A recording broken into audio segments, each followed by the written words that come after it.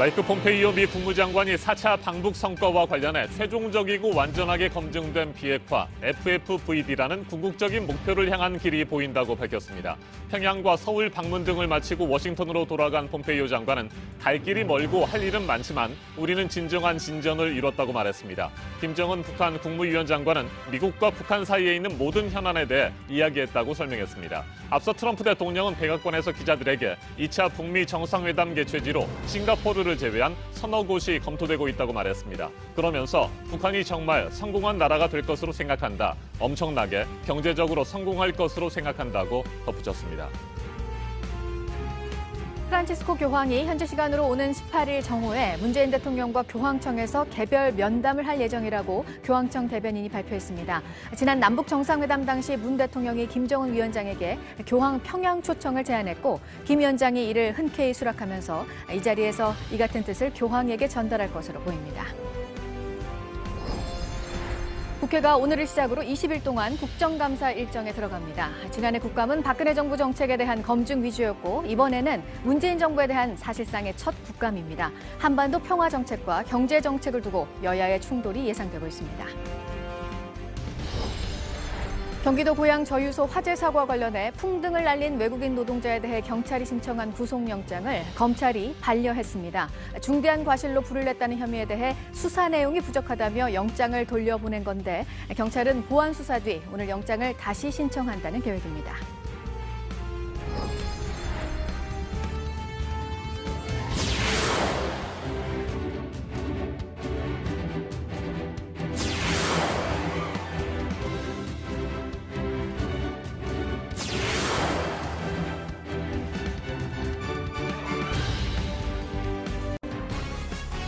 최종적이고 완전하게 검증된 비핵화 FFVD라는 궁극적인 목표를 향하는 길이 보인다. 마이크 폼페이오 미 국무장관이 평양과 서울 방문 등을 마치고 워싱턴으로 돌아간 뒤 북한 비핵화와 관련해 이같이 말했습니다. 평양 방문에 대해서도 진정한 진전을 이뤘다고 평가했습니다. 지난 7일 김정은 북한 국무위원장을 만나서 비핵화 방법에 대해 어느 정도 합의를 한 것으로 풀이됩니다. 네, 북미 정상회담과 관련해서는 트럼프 대통령이 3곳에서 4곳의 장소가 검토되고 있다고 말했습니다. 최종적으로 어디가 될 것인지는 언제 열릴지, 그러니까 미국 중간선거 전이 될지 후가 될지에 달려있다는 분석도 나옵니다. 10월 10일 수요일 아침엔 조민준 기자가 첫 소식 전해드립니다. 폼페이오 장관은 현지 시간 9일 백악관 출입 기자들에게 지난 7일 4차 방북 성과를 설명했습니다. 북한 비핵화에 대해 궁극적인 목표를 달성할 수 있는 길을 볼 수 있게 됐다고 밝혔습니다. 궁극적인 목표는 최종적이고 완전하게 검증된 비핵화라고 강조했습니다. While there's still a long way to go and much work to do, we can now see a path to where we'll achieve the ultimate goal, which is the full and final verified denuclearization of North Korea. 김정은 위원장과의 만남에 대해선 두 나라 앞에 놓인 모든 사안에 대해 얘기했다며 진정한 진전을 이뤘다고 말했습니다. 앞서 트럼프 대통령은 2차 북미 정상회담 개최지로 3-4곳의 장소가 검토되고 있다고 밝혔습니다. We'll see. We're talking about 3 or 4 different locations. Timing won't be too far away. 개최 장소로 미국은 워싱턴 DC를, 북한은 평양을 원하고 있는 것으로 알려졌습니다. 시점과 관련해선 준비 상황 등을 감안할 때 물리적으로 미국 중간선거 이유가 유력하지만 북한의 비핵화 후속 조치 이행이 빨라질 경우 중간선거 이전 개최 가능성도 배제할 수 없다는 전망이 나옵니다. JTBC 조민주입니다.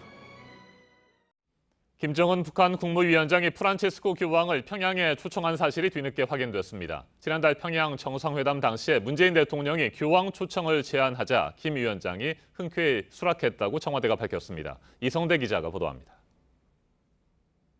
김정은 위원장이 프란치스코 교황을 평양으로 초청했다고 청와대가 밝혔습니다. 문재인 대통령이 지난달 남북 정상회담 기간 중 백두산 천지에서 교황 초청을 제안했고 김 위원장이 교황의 평양 방문을 열렬히 환영하겠다고 말했다는 겁니다. 문 대통령은 오는 13일부터 유럽 순방길에 올라 교황청을 방문해 이 같은 의사를 전달합니다. 프란치스코 교황을 만나서는 김정은 국무위원장의 교황님이 평양을 방문하시면 열렬히 환영하겠습니다. 라는 초청의 뜻을 전달할 것입니다. 청와대는 백두산 천지에서 김 위원장과 김희중 천주교 대주교가 나눈 대화도 공개했습니다. 김 대주교가 남북이 화해와 평화로 가고 있다는 걸 교황청에 전하겠다고 하자 김 위원장이 허리를 숙이면서 꼭 좀 전해달라고 답했습니다. 김 대주교는 또 김 위원장이 스위스 유학 경험을 살려 스위스처럼 관광 사업을 키우면 좋겠다고 제안했고 김 위원장은 웃으며 고개를 끄덕였다고 청와대가 전했습니다. JTBC 이성대입니다. 프란치스코 교황이 현지 시간으로 오는 18일 정오에 문재인 대통령과 교황청에서 면담하기로 했습니다. 그동안 교황은 일반적으로 오전 일찍 국가 정상들을 만나왔는데 정오에 시간을 냈다는 것은 충분히 대화를 나누기 위한 배려라는 해석입니다. 김성탁 특파원입니다. 프란치스코 교황은 요즘 즉위 이후 가장 바쁜 시간을 보내고 있습니다. 3, 4년에 한 번씩 열리는 세계 주교 대의원 회의가 오는 28일까지 이어지기 때문입니다. 이 같은 상황에서 교황이 문재인 대통령과의 면담 시간을 정오로 잡은 것은 충분한 시간을 갖고 대화하겠다는 뜻으로 해석됩니다. 프란치스코 교황은 국가 정상들이 방문하면 일반적으로 오전 9시 30분을 전후에 면담을 했습니다. 지난해 트럼프 미국 대통령도 오전 일찍 교황을 만났고 면담 시간은 30분 정도였습니다. 오는 17일 저녁엔 바티칸 성베드로 대성당에서 교황청 국무총리격인 파롤린 국무원장 주재로 문 대통령이 참여한 가운데 한반도 평화를 위한 미사가 진행됩니다. 프란치스코 교황은 미국과 쿠바의 국교 정상화 등 국제적 갈등을 중재해왔고 한반도 평화에도 큰 관심을 보여왔습니다. 교황이 내년에 일본을 방문하고 싶다고 밝힌 터라 북한까지 방문할 수 있다는 관측도 나옵니다. 프란치스코 교황은 현지 시간 9일 교황청 경내에서 걷다 넘어졌지만 건강에 이상이 없다고 교황청이 밝혔습니다. 런던에서 JTBC 김성탁입니다. 20대 국회 후반기 첫 국정감사가 오늘부터 20일 동안 진행됩니다. 문재인 정부 들어 사실상 첫 국정감사라고 할 수 있습니다. 남북관계와 경제정책이 최대 쟁점이 될 것으로 보입니다. 김태형 기자가 보도합니다. 국회가 오늘부터 국정감사를 시작합니다. 14개 상임위원회가 20일 동안 734개의 피감기관을 상대로 감사를 진행합니다. 지난해 국정감사가 박근혜 정부 정책에 대한 검증 위주였다면 이번엔 문재인 정부가 추진 중인 각종 정책들이 대상입니다. 사실상 문재인 정부에 대한 첫 국감의 성격을 띨 것으로 보입니다. 더불어민주당은 평화는 경제를 국정감사 기조로 정했습니다. 올해 들어 훈풍을 타고 있는 남북관계의 지속적인 발전과 함께 민생의 중요성을 거듭 강조할 것으로 예상됩니다. 반면 자유한국당은 이번 국감을 재앙을 막는 국감, 미래를 여는 국감, 민생 파탄 정권 심판 국감으로 성격을 규정하고 문재인 정부의 주요 정책에 대한 비판을 쏟아낼 것으로 보입니다. 특히 악화된 경제 지표 등을 근거로 소득주도 성장 경제정책의 문제점과 한계를 짚고 남북관계에 있어선 비핵화 없는 한반도 평화체제는 불가능하다는 점을 거듭 강조할 것으로 전망됩니다. 바른미래당은 불통과 적폐 등 문재인 정부의 5대 쟁점에 대한 공세를 예고했고 민주평화당과 정의당 역시 한반도 평화와 민생 문제 등을 집중적으로 다룰 계획입니다.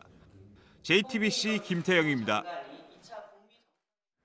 작은 풍등 하나로 국가기관시설인 저유소 탱크가 폭발했다는 경기도 고양에서 발생한 화재 사고에 대한 경찰의 잠정 결론이 나왔고요. 동네 주유소만도 못했던 이곳의 안전관리, 곳곳에 뚫려 있었던 구멍들도 드러나고 있어서 이 부분에 대한 철저한 수사가 이뤄져야 한다는 목소리가 높은 상황입니다. 풍등을 날려서 단순 실화가 아니라 중대한 과실로 불을 냈다는 혐의로 경찰이 이 외국인 노동자에 대해서 영장을 어제 신청했었는데요. 검찰이 돌려보냈습니다. 영장을 청구하기에는 수사 내용이 부족하다는 이유였습니다. 최하은 기자입니다. 경찰이 고양 저유소 화재 사고 피의자인 스리랑카 국적의 27살 A씨에 대해 어제 구속영장을 신청했습니다. A씨가 띄운 풍등에서 번진 불이 휘발유 탱크에 옮겨붙어 폭발이 일어난 것으로 보고 중실화 혐의를 적용한 겁니다. 경찰은 A씨가 근처에 저유소가 있다는 점을 알고 있었고 피해 금액이 43억 원에 이르는 점에 주목했습니다. 하지만 검찰은 구속영장을 일단 반려했습니다. 검찰은 인과관계에 대한 소명이 부족해 보완 수사가 필요하다며 영장을 돌려보냈습니다. 경찰은 오늘 오전 해당 내용을 보완해 다시 영장을 신청할 계획입니다. 저유소를 관리하는 송유관 공사에 대한 수사도 이뤄지고 있습니다. 경찰은 공사의 과장급 직원 1명을 불러 우선 피해 상황을 조사했습니다. 풍등이 떨어진 뒤 폭발로 이어지기까지 18분 동안 직원들이 불이 난 사실을 몰랐던 점도 파악했습니다. 경찰은 불씨가 탱크 내부로 들어가는 입구가 된 것으로 보이는 환기구 부분을 집중 조사할 예정입니다. 또 관계자들을 불러 탱크 내부에 설치된 소화 장치를 평소 제대로 점검했는지 등을 살펴볼 방침입니다. JTBC 최하은입니다. 네, 안비연 검사의 폭로로 시작됐던 강원랜드 채용비리 외압 의혹. 수사 과정에서 논란도 참 많았습니다. 고발을 당한 권성동, 염동열 자유한국당 의원 그리고 최종원 전 춘천지검장을 포함한 검찰 고위 간부들이 검찰로부터 혐의 없음 처분을 받았습니다. 안 검사는 이런 식이면 직권남용을 형법에서 삭제하는 게 맞다면서 크게 반발했습니다. 이유정 기자입니다. 서울중앙지검이 직권남용과 권리행사 방해 등의 혐의로 시민단체에 의해 고발된 자유한국당 권성동, 염동열 의원과 최종원 전 서울남부지검장을 무혐의 처분했다고 밝혔습니다. 추가로 고발장이 접수된 김수남 전 검찰총장과 이영주 전 춘천지검장에 대해서도 혐의 없음으로 사건을 종결했습니다.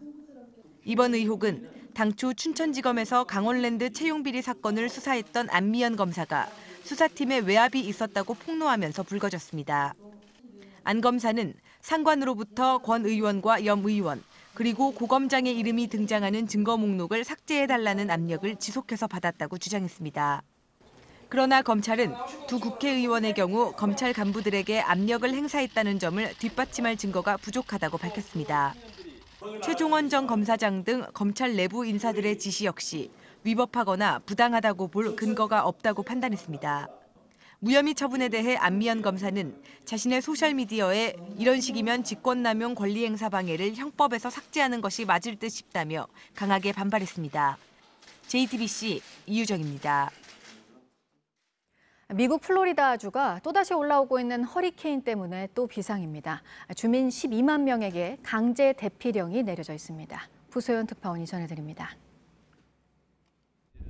현지 시간 9일 허리케인 마이클의 위력이 카테고리 2등급으로 발달했습니다. 미국 기상청은 허리케인 마이클의 풍속이 최고 시속 175km로 강해졌다며 플로리다주에 상륙할 때는 메이저급 허리케인인 카테고리 3등급 이상의 위력을 보일 것으로 예상했습니다. 플로리다주 35개 카운티에는 비상사태가 선포됐습니다. 재난당국은 피해가 클 것으로 예상되는 팬핸들 해안 지역 주민들에게 강제 대피령을 내렸습니다. Again, Hurricane Michael is coming to the Panhandle, and impacts will start in less than 12 hours. The time to prepare and make a decision, the time to evacuate is now, not in a few hours. This storm can kill you. 플로리다 일부 지역에 300mm의 폭우가 내릴 것으로 예보됐습니다. 미국 국립 허리케인 센터는 폭우로 산사태가 일어날 수 있다며 주민들에게 주의를 당부했습니다. 현지 기상 채널은 마이클이 팬핸들 지역에 상륙하는 허리케인 중 13년 만에 가장 강한 위력을 갖고 있다고 전했습니다. 로스앤젤레스에서 JTBC 부소연입니다. 이번에는 오늘 아침 체크해봐야 할 뉴스들을 분야별로 살펴보겠습니다. 먼저 정치 분야입니다. 어제 러시아 모스크바에서 최선희 북한 외무성 부상과 쿵슈안유 중국 외교부 부부장, 이고리 모르글로프 러시아 외무부 아태 지역 담당 차관이 만나서 약 3시간 동안 비공개로 회담을 했습니다. 한반도 비핵화 협상에 대한 각국의 입장을 확인하고 세 나라의 공조 방안을 집중 논의한 것으로 전해졌습니다. 자유한국당의 당협위원장 자격심사를 담당할 조직강화 특별위원회가 내일 출범합니다. 외부위원에 대한 검증 작업으로 일정이 조금 늦어졌습니다. 내일 비상대책위원회에서 조광특위 인선안을 의결할 예정입니다. 문재인 대통령이 어제 경기도 여주에 있는 세종대왕 영릉을 방문했습니다. 세종대왕 즉위 600주년과 한글날을 기념한 방문으로 현직 대통령이 세종대왕 능에 참배한 것은 1994년 김영삼 전 대통령 이후 처음입니다. OECD에 이어서 국제통화기금 IMF도 올해와 내년 우리나라 경제 성장률 전망치를 내려잡았습니다. 지난 4월에 올해 전망치로 본 게 3%였는데 여기서 0.2%포인트 내린 2.8%, 그리고 내년은 0.3%포인트 내려서 2.6%로 봤습니다. 미국과 중국의 무역 갈등, 그리고 미국이 금리를 올리면서 자본이 빠져나갈 가능성을 그 이유로 들었습니다. 지난번 국회 대정부질문 자리에서 9월 고용지표와 관련해 취업자 수 마이너스 가능성까지 언급했던 김동연 경제부총리였는데요. 개선이 되길 기대한다면서 그럴 가능성은 없다는 취지의 언급을 했습니다. 빠르면 다음 주에 일자리 관련 중단기 대책을 발표하겠다고도 말했습니다. 대출을 받은 뒤 신용 상태가 나아졌을 때 은행에 대출 금리를 낮춰달라고 요구할 권리, 금리 인하 요구권입니다. 이 요구가 받아들여져서 낮아진 대출 이자가 지난 2013년 이후 9조 원인 것으로 나타났는데요. 이 자료를 발표한 민주당 전해철 의원은 보다 많은 사람들이 이 권리를 활용할 수 있게 금융당국의 적극적인 홍보와 정책이 필요하다고 밝혔습니다.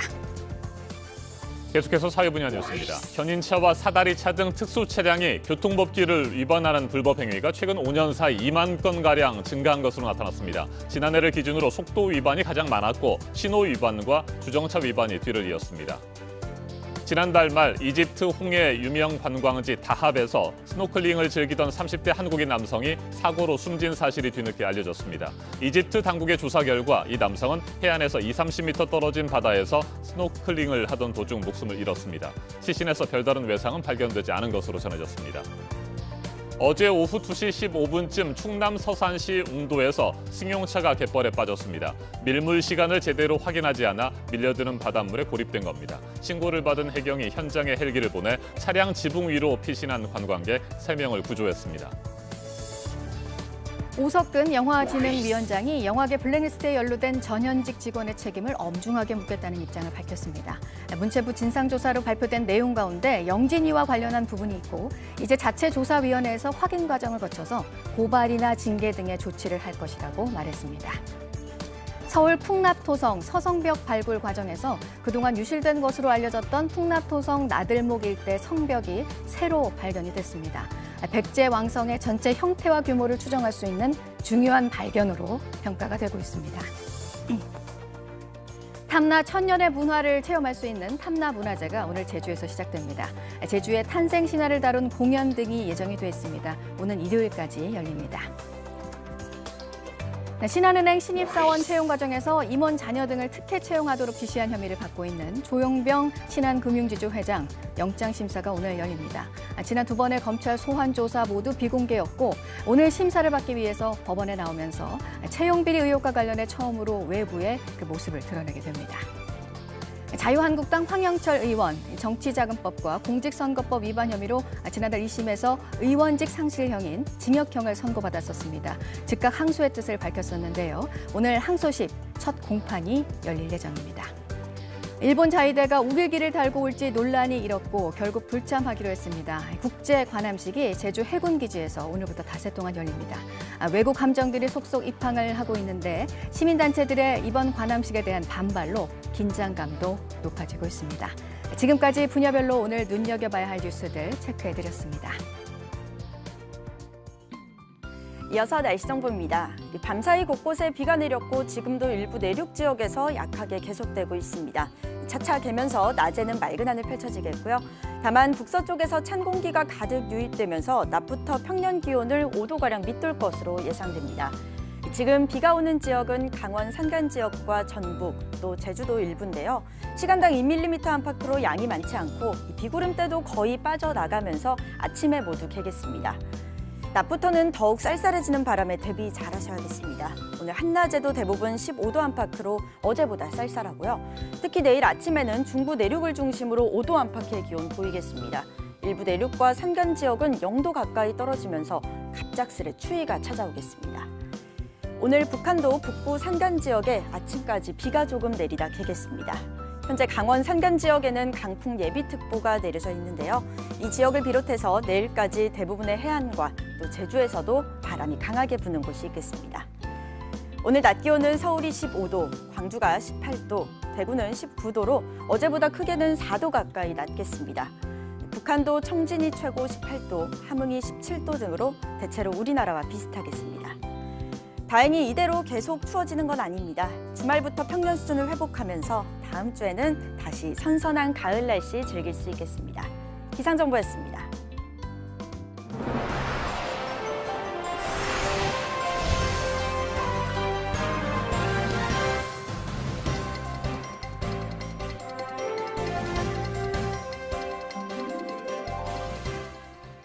공항에 가면 기내 휴대가 제한된 물품이 자세히 소개되어 있습니다. 칼이 대표적인데요.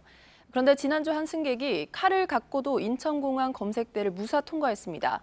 승객이 직접 칼을 갖고 타도 되냐고 물었는데 신고를 받은 공항 측은 확인도 하지 않고 대수롭지 않다는 식으로 반응했습니다. 전다빈 기자입니다. 지난 10월 2일 인천공항 보안검색대를 통과한 승객 한 명이 항공사 직원을 찾았습니다. 칼을 가지고 있는데 기내에 들고 타도 되느냐고 물은 겁니다. 승객이 내민 칼은 길이 12cm가량의 끝이 날카로웠습니다. 공항 측은 과도를 포함해 무기로 사용될 수 있는 칼은 기내 반입을 할 수 없다고 안내하고 있습니다. 하지만 보안검색대에선 이 승객의 칼을 꺼내서 확인하거나 걸러내지 못한 겁니다. 항공사 직원이 공항 측에 사실을 알렸지만 반응은 미온적이었습니다. 실물을 확인하지도 않고 괜찮다고 하더니 위험해 보인다고 거듭 얘기한 뒤에야 칼을 수거해 갔다는 겁니다. 대수롭지 않게 수주할 수 있는 품목이다라고 얘기를 했는데 아니 이거 아무리 봐도 너무 칼날이 뾰족하다 끝에가. 그랬더니 그제서야 이제 검색대 직원들 오고. 이에 대해 인천공항 측은 검색대에서 엑스레이로 확인했지만 위험하지 않다고 판단해 통과시킨 것이라고 해명했습니다. 하지만 국토교통부 관계자는 보안 담당자가 칼을 직접 꺼내 위험을 확인하는 게 원칙이라고 말했습니다. JTBC 전다빈입니다. 가르치던 전공의들을 때리고 성추행했다가 징계나 처벌을 받은 교수들이 병원으로 돌아오고 있습니다. 오히려 피해자들이 병원을 떠나고 남은 이들은 보복당할까 두려워하고 있습니다. 배양진 기자입니다. 차트판으로 맞는다던가 뺨을 맞는다던가 주사기로 위협적인 행동을 찌르려는 행동을 한다거나 그런 분이 이제 병원으로 돌아와서 저희 피해자들과 마주한다거나 두렵고 스트레스를 심하게 받는 상황이거든요. 지난해 서울의 한 대학병원 산부인과 교수는 전공의 여러 명을 성추행한 사실이 드러나 정직 처분을 받았습니다. 하지만 징계 기간이 끝난 지난 7월 아무렇지도 않게 병원으로 돌아왔습니다. 반면 피해 전공의들은 모두 병원을 그만뒀습니다. 전공의 7명을 1년간 수시로 때린 서울의 또 다른 대학병원 성형외과 교수는 최근 재판서 벌금형을 선고받았습니다. 학교에서 직위 해제 처분을 내렸지만 교육부 소청심사위에서 이 결정이 뒤집혔습니다. 언제든 병원에 돌아갈 수 있게 된 겁니다. 지난해 전공의 폭행, 성추행 사건으로 징계를 받았던 교수 4명 중 3명이 이렇게 복직했거나 복직을 준비하고 있습니다. 병원은 문제 교수에 대해 전공의를 가르칠 수 있는 지도 전문의 자격을 취소할 수 있습니다. 그러나 실제 취소되는 경우는 거의 없습니다. 기아 결정에 의해서 다시 해지가 풀리면 그 병원에서 거절할 수 있는 건 없을 거라고 보는데요. 복지부가 할 수 있는 일은 가해 교수의 복직을 재검토해달라고 권고하는 것뿐입니다. JTBC 배양진입니다. 서울 동작구의 상도유치원 건물 일부가 무너진 지 한 달이 넘었습니다. 아이들은 아직 옆 초등학교에서 수업을 받고 있는데요. 저희 취재진이 사고 전날 유치원에서 열린 대책 회의록을 입수했는데 관계자들의 안전 불감증이 고스란히 담겨 있습니다. 문상혁 기자입니다. 서울 상도 유치원의 기울어짐 사고가 발생하기 전날인 지난달 5일. 유치원 원장실에서 건물 안전 대책 회의가 열렸습니다. 참석자는 교육지원청 관계자와 공사 현장 소장 등 10여 명입니다. 당시 회의록을 보면 공사 안전진단 책임자가 유치원 건물에 균열이 심하니 조치가 필요하다고 말합니다. 그러자 사고 원인이 된 다세대 주택 공사장을 관리 감독하던 감리사가 이렇게 얘기합니다. 안전진단에 2천만 원에서 3천만 원이 든다. 차라리 그걸로 유치원 보수를 해라. 이 감리사는 장마에도 견디고 이 정도인 것에 감사히 생각한다고도 했습니다. 감리사는 또 균열을 없애려면 하루빨리 건물을 올려야 한다는 주장과 함께 불안하겠지만 유치원에 머물러도 이상 없다고도 강조합니다. 공사 관계자의 안전 불감증이 고스란히 드러나는 대목입니다. 이날 회의엔 공사를 중단할지를 결정할 구청 관계자는 한 명도 나오지 않았습니다. 바로 다음 날 유치원에 기울어짐 사고가 일어났고 감리사를 포함해 총 39명이 피의자로 경찰 조사를 받고 있습니다. JTBC 문상혁입니다. 지름 40cm, 높이 60cm에 불과한 작은 풍등 하나 때문에 고양시 저유소 탱크가 폭발했다고 경찰이 잠정 결론을 내렸습니다. 근처 공사장에서 우연히 날아든 풍등의 불씨는 저유소 곳곳에 도사리고 있던 안전 사각지대를 파고들었습니다. 조보경 기자가 보도합니다. 저유소 폭발 화재의 시작은 초등학교에서 날아온 풍등이었습니다. 지난 6일 오후 8시쯤 인근 초등학교 행사에서 풍등 80개를 날렸습니다. 이 중 2개가 800m 떨어진 공사장에 떨어졌습니다. 현장에서 일하던 외국인 노동자 A씨는 다음 날 오전 10시 32분쯤 하나를 주워 호기심에 불을 붙였다고 합니다. 풍등은 순식간에 바람을 따라 저유소 쪽으로 날아갔습니다. 놀란 A씨는 풍등을 쫓아 저유소 쪽으로 뛰어갔습니다. 이후 풍등은 약 300m 떨어진 저유소 탱크 사이 잔디밭에 떨어졌습니다. A씨가 날린 풍등이 저유소로 날아들기까지 어떤 장애물도 없었습니다. 오전 10시 36분쯤 연기가 나더니 잔디밭이 타기 시작했습니다. A씨는 이 모습을 바라보다 다시 공사장으로 돌아갔습니다. 경찰은 잔디밭을 태우던 불길이 바로 옆 탱크에 있는 환기구를 통해 안으로 옮겨 붙었다고 설명했습니다. 환기구는 땅에서 불과 50cm 정도 떨어져 있었습니다. 결국 A씨가 풍등을 날린 지 22분이 지난 오전 10시 54분쯤 저유소 탱크가 폭발했습니다. 불은 17시간이 지난 다음 날 새벽 4시가 돼서야 완전히 꺼졌습니다. JTBC 조보경입니다.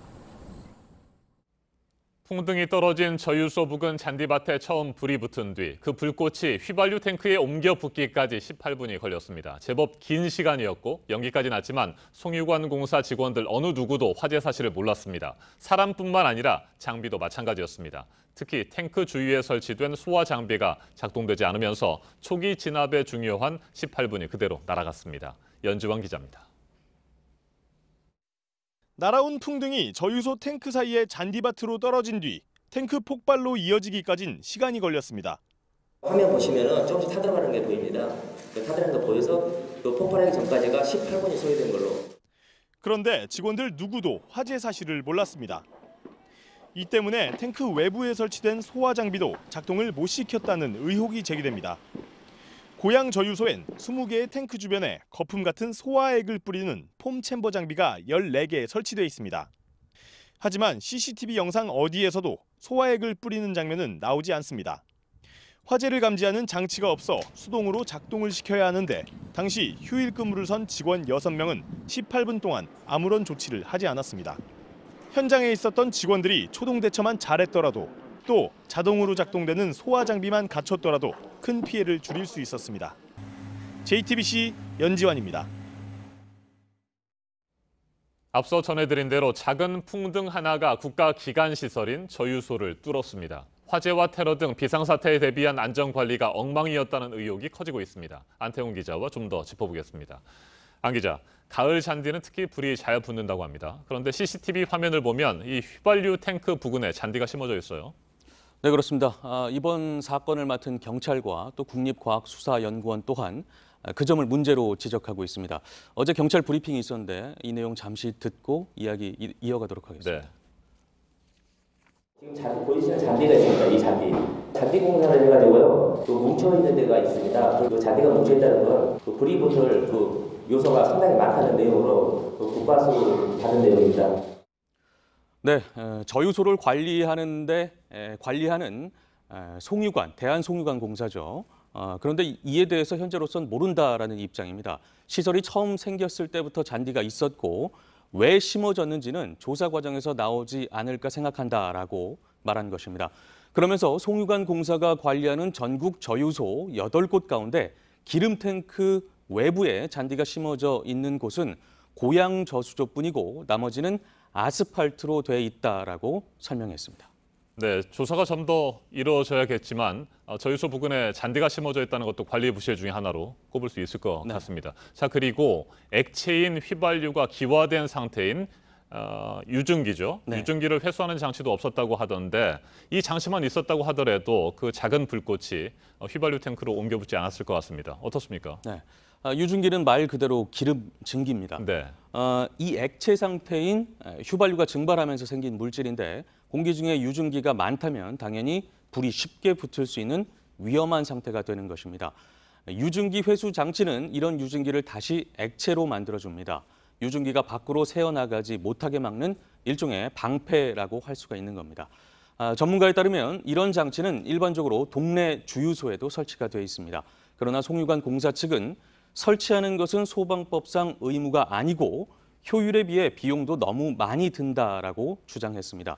송유관 공사가 돈을 아끼려다 재산 피해액 43억 원이 넘는 큰 불을 막지 못한 것 아니냐, 즉 소탄대실 아니냐 이런 지적이 나오는 이유입니다. 네, 처음 저유소 바깥 잔디에 불이 붙어서 연기가 나기 시작한 시각이 오전 10시 36분입니다. 네. 그리고 저유소 탱크가 폭발한 것이 10시 54분이니까 18분 뒤였습니다. 네. 이 18분 동안 누구라도 불이 난 사실을 알았더라면 큰 폭발을 막을 수 있었을 텐데 왜 아무도 몰랐을까요? 네, 일단 송유관 공사 측은 고양 저유소에는 45대나 되는 CCTV가 설치돼 있다라고 밝혔습니다. 그러나 CCTV만 보는 전담 인력은 없다라고 주장했습니다. 경찰 조사에 따르면 CCTV를 볼 수 있는 통제실에는 사고 당시 단 한 명만 근무하고 있었습니다. 네, 화재 감지 센서도 없었다고요? 네, 그렇습니다. 탱크 외부에는 유증기 감지 센서만 있었습니다. 화재 감지 센서는 없었습니다. 그렇다 보니까 경보음도 울릴 수 없었던 것입니다. 탱크 내부에도 온도계와 질량이나 깊이를 측정하는 장치만 있었고 불꽃이나 연기를 감지하는 센서는 없었습니다. 특히 판교에 있는 또 다른 저유소에도 화재 감지기는 설치돼 있지 않은 것으로 파악됐습니다. 대한송유관 공사는 뒤늦게 외부 전문가가 참여하는 안전기구를 구성하겠다고 밝히기도 했는데요. 전문가들은 대체로 이번 사고 과정을 봤을 때 안전관리에 총체적인 문제가 있는 것 같다라고 지적했습니다. 네, 경찰이 추가 조사를 통해서 화재 원인을 밝히겠다고 했으니까요. 명확하게 원인을 규명해서 다시는 이 같은 일이 반복되지 않기를 바라는 마음입니다. 안태훈 기자 수고했습니다. 지난달 삼성전자 기흥 공장에서 이산화탄소 누출 사고로 노동자 2명이 숨졌습니다. 환경부가 화학물에 의한 사고가 아닌 질식 사고로 규정해서 현재로서는 법적 책임을 묻기가 어렵습니다. 그런데 환경부가 과거에는 비슷한 사고를 화학 사고로 처리해온 것으로 취재 결과 확인됐습니다. 삼성 봐주기 아니냐 이 같은 의심을 받고 있습니다. 윤영탁 기자가 보도합니다. 삼성전자 기흥 사업장에서 이산화탄소가 누출된 것은 지난달 4일 오후 1시 59분입니다. 3시 43분 첫 사망자가 발생했습니다. 삼성전자는 5분 뒤인 3시 48분에야 노동부와 환경부 등에 신고했습니다. 늑장 신고 논란에 대해 삼성전자 측은 산업안전법상 질식사고는 사망자가 나왔을 때 신고하면 된다고 주장했습니다. 환경부도 질식사고라고 규정했습니다. 하지만 과거 비슷한 사고에 대해 환경부의 판단은 전혀 달랐습니다. 2015년 10월 한 대학병원 변전실에서 이산화탄소 누출로 6명이 부상을 입었는데 환경부는 화학사고로 처리했습니다. 같은 해 경북 경주에서 발생한 이산화탄소 누출 사고도 화학사고로 분류했습니다. 화학물질관리법상 화학물질에 의한 사고는 사망이 아닌 사고 발생 즉시 관계기관에 신고해야 합니다. 어기면 2년 이하의 징역이나 1억 원 이하의 벌금형을 받습니다. 삼성전자도 사고 발생 1시간 50분 뒤에야 신고를 한 법적 책임을 져야 하는 겁니다. 재발 방지를 하기 위해서라도 화학사고를 명확하게 정의하고 엄중한 책임을 물어야 할 것입니다. 과거와 다른 잣대를 적용한 이유에 대해 환경부는 아직 명확한 설명을 못하고 있습니다. JTBC 윤영탁입니다. 폼페이오 미국 국무부 장관이 평양에 다녀온 뒤 비핵화 협상과 관련한 긍정적인 신호들이 감지가 되고 있고, 그래서 그럼 두 번째 북미 정상회담은 언제 어디서 열릴지 관심이 집중되고 있습니다. 트럼프 대통령은 지금 장소로 검토되고 있는 곳이 3곳에서 4곳이라고 밝히면서 조국적으로는 북미 정상이 미국과 북한 땅에서 많은 회담을 하게 될 것이라고 밝혀서 두 정상이 북미를 오가는 이른바 셔틀 외교 가능성도 있는 상황인데요. 어디서 열릴지는 정상회담이 열리는 날짜가 중간선거 이전이 될지 이후가 될지와도 또 연관이 돼 있습니다. 허진 기자입니다. 2차 북미 정상회담의 장소와 날짜를 확정하기 위해선 고차원의 방정식을 풀어야 합니다.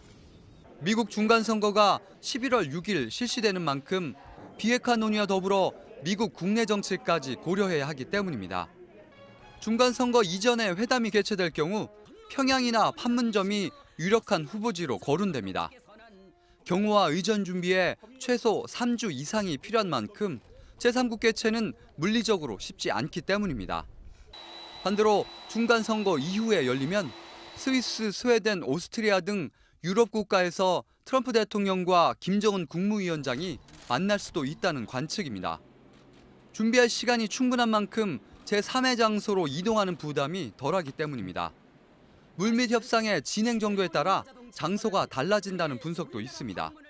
합의할 내용이 완전히 사전에 조율되지 않은 상태에서는 부담이 있을 것이기 때문에 중립국으로 선택할 가능성이 높고, 사전 조율이 충분하더라도 평양이나 워싱턴 중 한 곳에서 개최하면 초대하는 국가가 더 큰 양보를 해야 할 수도 있습니다.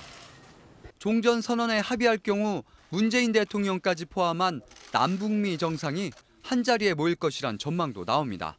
JTBC 허진입니다. 평양에서 있었던 폼페이오 장관과 김정은 위원장의 회담 자리에서 얘기가 된 내용입니다. 지난 6월 북미 정상회담 직전에 폭파 장면이 언론에만 공개가 됐던 북한 풍계리 핵실험장을 이제 국제 핵 사찰단이 방문을 하게 될 텐데요. 폐기된 갱도에 직접 들어가 봐야 한다는 주장들이 나옵니다. 이번 사찰에서 짚어야 할 부분들은 어떤 것들이 있는지 신진 기자가 전해드립니다.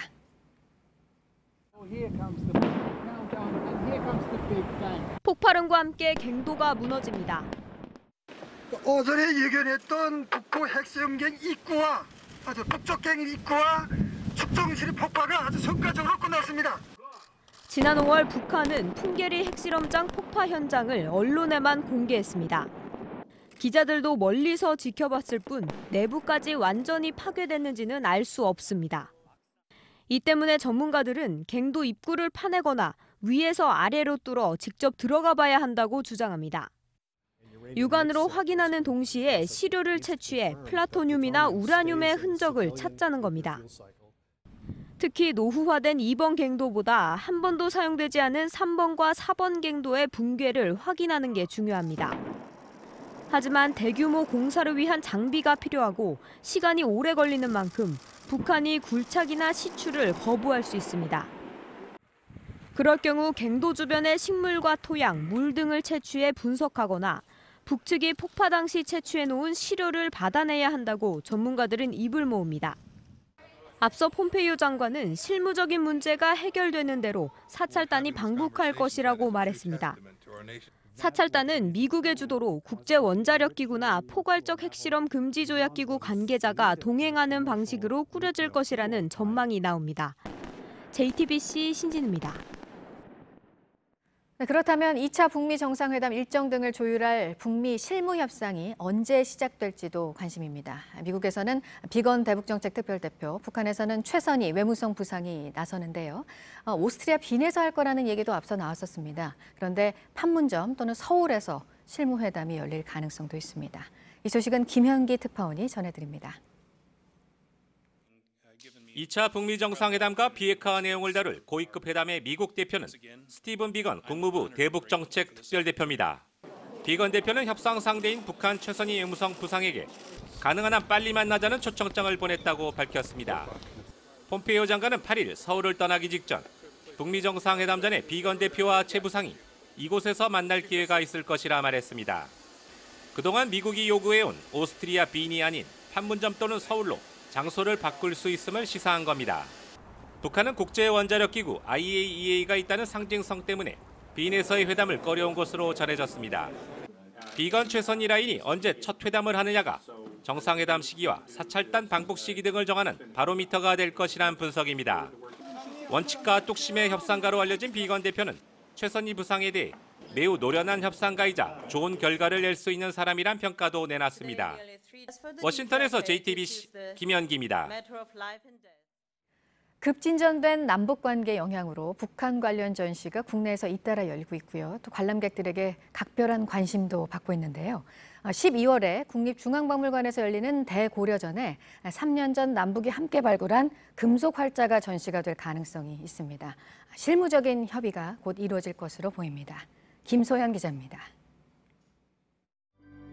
2015년 11월 남북 공동 발굴단이 개성 만월대에서 금속 활자 한 점을 발굴했습니다.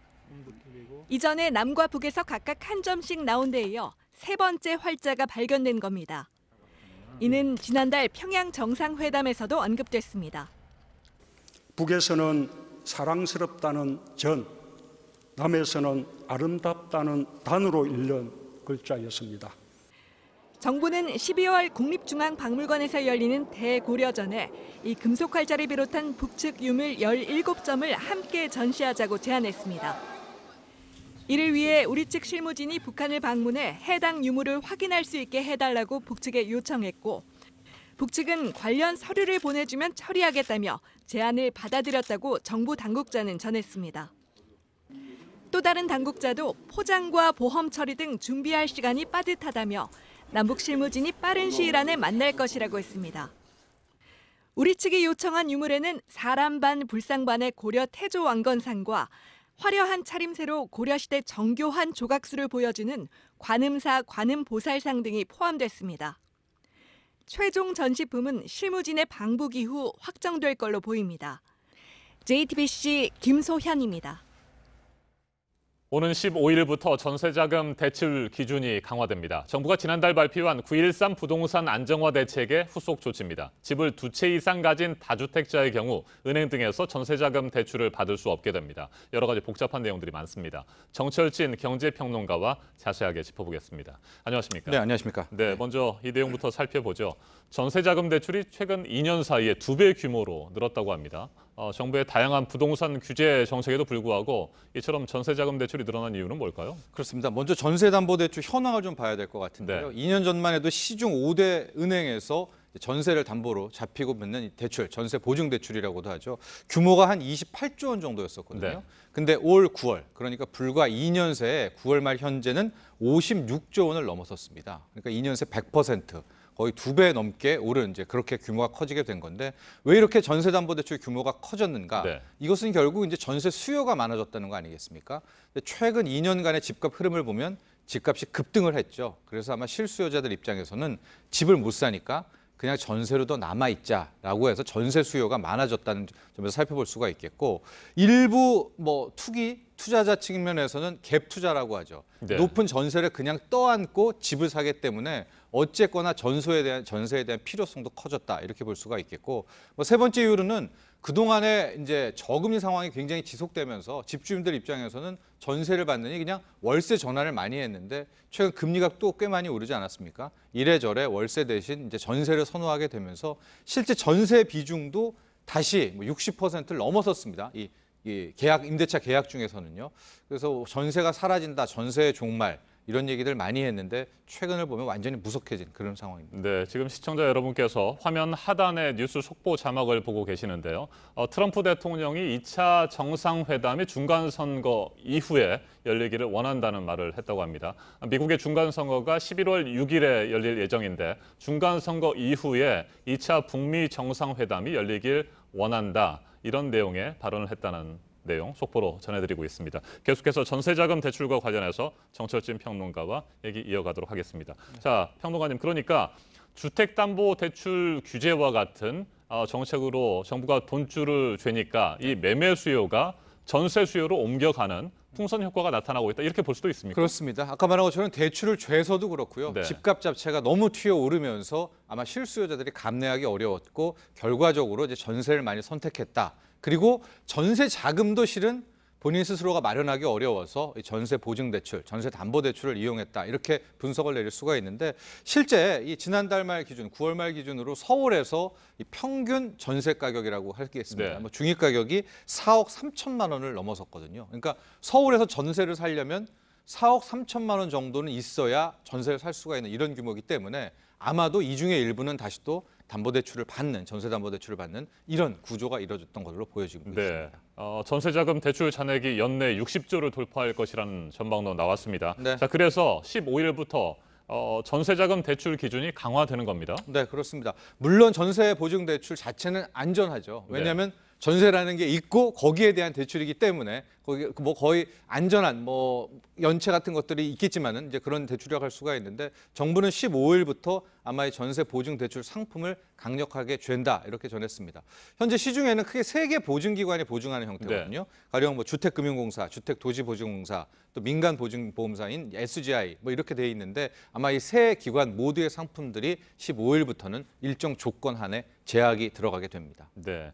그동안에 다주택자가 값싼 이자로 전세자금을 대출받아서 갭 투자를 했고 이 같은 갭 투자를 막기 위한 목적도 있다고 볼 수 있죠. 그렇습니다. 그럼 왜 갑자기 전세 보증 대출을 건드리느냐? 뭐 불만, 항의도 많지만 당국의 입장에서는 돈이 있으면서도 다시 또 이 전세 담보 대출을 받아서 이 돈을 가지고 주택 투자를 한다거나 상가 투자를 한다거나 이렇게 전용한다라는 생각에서 죄게 되는데요. 일단 명확히 말씀드릴 거는 무주택자 같은 경우에는 소득이 아무리 많더라도 기존처럼 전세 보증 대출을 이용할 수가 있습니다. 하고 1주택자라 하더라도 부부 합산 소득이 1억 이하라면 이제 큰 문제는 없는데 이제 그 다음 1주택자부터 부부 합산 소득이 1억 이상이 되는 분들부터는 이제 특정 제약이 들어가게 됩니다. 네, 1억 원이 넘을 경우에는 공적 보증인 주택금융공사, 주택도시보증공사의 보증은 받을 수가 없는 것이고 그렇습니다. 서울보증보험에 보증을 받아야 되는데 이렇게 되면 대출 금리가 올라가는 건 아닙니까? 한 0.4%포인트, 많게는 0.5%포인트 정도를 더 내야 됩니다. 그렇기 때문에 1주택자 중에서 부부 합산 소득 1억 원 이상 하는 분들이 전세 수요가 필요하다면 이 SGI 쪽만 이용할 수가 있게 되겠고요. 다주택자는 현재 원칙적으로는 전세 보증 대출을 받을 수가 없습니다.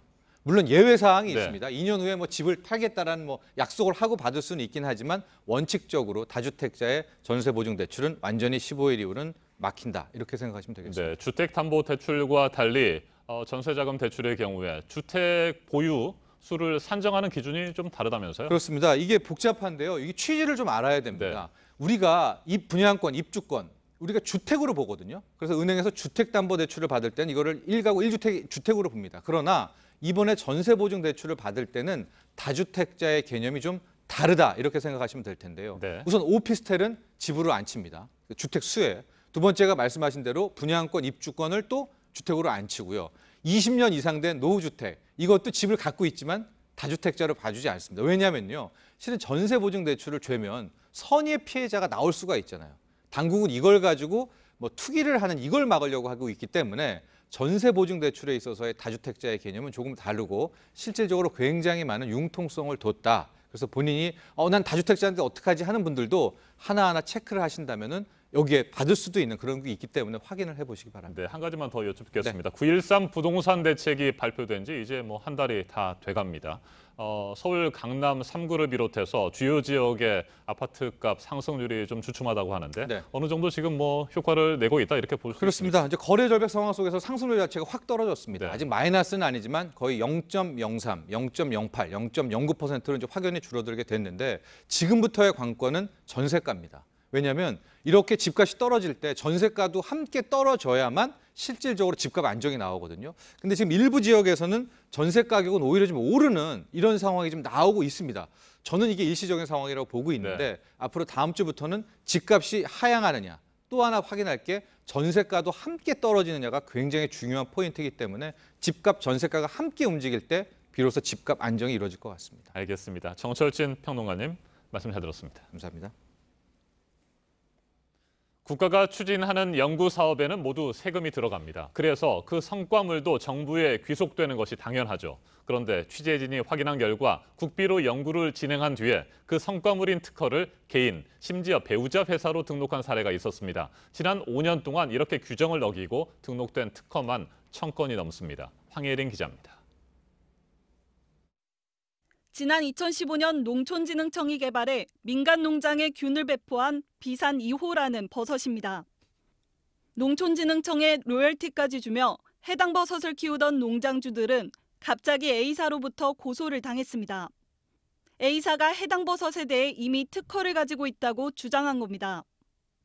그런데 지난 7월 농촌진흥청 감사 결과에 따르면 해당 회사는 농진천 산하 국립농업과학원 연구원 출신인 B씨의 배우자가 소유한 회사였습니다. B씨가 농업과학원에서 개발한 연구 결과를 내부 시스템에 등록했지만 정작 특허 명의는 자신의 배우자 회사에게 넘겼다는 겁니다. A사 측은 B씨는 감수만 했고 실제로 배우자가 개발한 버섯이라고 밝혔습니다. 이에 특허청은 국가개발 연구를 사유화했다는 입장입니다.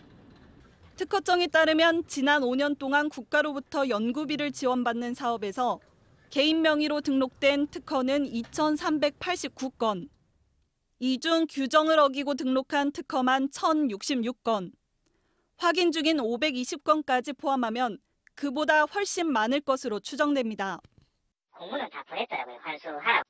참여 제안도 받고 제3자 명의로 이렇게 발이 되면은 이제 사업비까지 환수를 할 수 있거든요.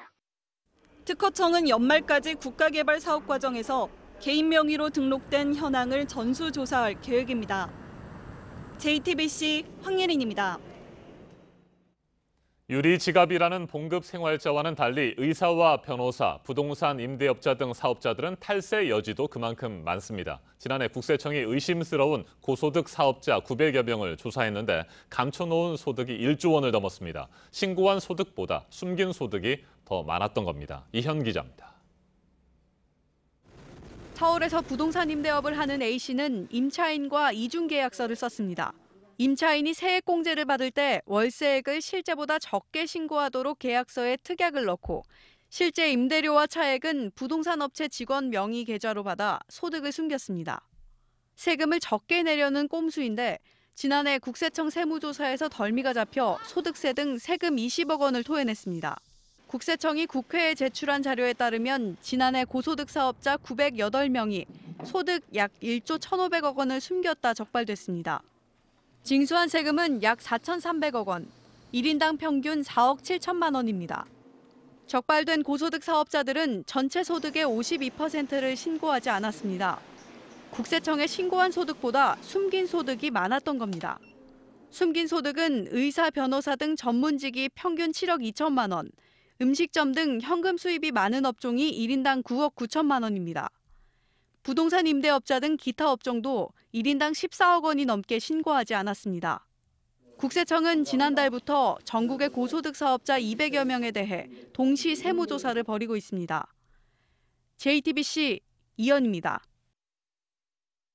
중국 동북공정, 또 일본의 독도 영유권 주장에 대응하기 위해서 45억 원이나 든 동북아 역사 지도가 만들어졌지만 부실 논란으로 결국 3년 전에 폐기가 됐었습니다. 지도 제작자를 대상으로 그래서 지금 소송이 진행되고 있는데 그런데 소송 도중에 원고 측인 동북아 역사재단 측이 청구액을 마음대로 깎아버렸습니다. 교육부에 보고도 하지 않아서 지금 진상조사가 진행되고 있습니다. 박상욱 기자입니다. 독도는 빠져있고 해안선도 선명치 않습니다. 부실 논란이 계속되자 교육부는 2016년 이 지도를 폐기하기로 결정했습니다. 사업 주체인 동북아 역사재단 직원 16명엔 징계 처분을 했습니다. 지도를 제작한 연세대와 서강대 사업단은 부당하게 사용한 연구비 11억 원을 반환하라고 행정처분을 내렸습니다. 하지만 대학 측이 이를 1년 넘게 거부하자 지난해 소송을 제기했습니다. 그런데 소송이 진행되는 도중 원고인 재단이 갑자기 청구액 중 4억 원을 깎아버렸습니다. 재단 측은 회계법인의 자문을 구한 결과라고 밝혔습니다. 법조계에서는 의아하다는 반응이 나옵니다. 교육부에서 행정처분한 금액을 스스로 부인하고 결과적으로 나머지 금액은 재단에서 책임져야 되는 상황이 되었습니다. 교육부 처분을 뒤집으며 보고도 하지 않은 것으로 드러났습니다. 일단 교육부가 철저하게 진상규명을 하되 미흡하다고 생각하면 감사까지도 저는 해야 된다는 생각입니다. 뒤늦게 이를 확인한 교육부는 진상조사를 진행 중이라고 답했습니다. JTBC 박상욱입니다. 네, 산에서 암벽에 오르다가 사망을 하는 사고 최근에 잇따르고 있습니다. 단 한순간도 방심하지 않아야 사고로 이어지지 않을 수 있습니다. 작은 실수 하나가 큰 사고가 되는 이 암벽 등반 현장 밀착 카메라로 취재를 했습니다. 윤재영 기자입니다. 소방 구조 헬기가 들것에 실린 사람을 끌어올립니다. 지난 3일 도봉산에서 암벽을 타던 중 사망한 서울 동부지검 부장검사 전모 씨입니다. 후면 쪽으로 하강하다가 그 사고에 사람이 추락해서 의식이 희미하다 그렇게 접수가 돼가지고 머리에 좀 피가 좀 나와 있었고. 경찰은 국가대표 암벽 등반 선수 출신인 김모 씨가 매듭이 제대로 묶이지 않은 줄을 건네줘 사고가 난 것으로 보고 있습니다. 하루 뒤엔 경기도 남양주 수락산에서 암벽을 오르던 50대 여성이 추락해 숨졌습니다. 해당 여성 역시 5년 이상의 암벽 등반 경험을 가지고 있었습니다. 방심을 합니다. 못하시는 분들은 왜 그러냐면 겁이 나잖아. 방심을 안 하지. 지난 주말 암벽 등반으로 유명한 북한산 인수봉을 찾았습니다. 이곳은 인수봉 암벽 등반의 출발 지점입니다. 벌써 많은 사람들이 이렇게 팀을 이루어 봉우리를 올라가고 있는데요. 저희도 경찰 산악구조대와 함께 중간 지점까지 올라가면서 안전을 위한 필수 수칙들 확인해 보겠습니다. 먼저 허리에 안전장치를 매달고 로프를 답니다. 장비만 제대로 사용하면 안전하다는 게 이건 올라가기는 하는데 밑으로 떨어지진 않아요. 자, 출발. 갑자기 위에서 작은 장비가 떨어집니다.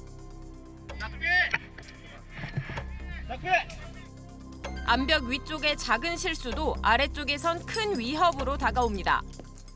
팀원들하고 서로 안전을 같이 도모해야 되고 팀 플레이이기도 하면서 개인 운동이고. 오아시스라고 불리는 인수봉 중간 지점입니다. 초보자인 저도 이렇게 안전 고정 장치에 로프를 매달고 매듭을 묶은 생명줄 덕분에 올라올 수 있었습니다. 인수봉을 오르는 사람들이 잠시 쉬는 이곳에서도 최우선은 안전입니다.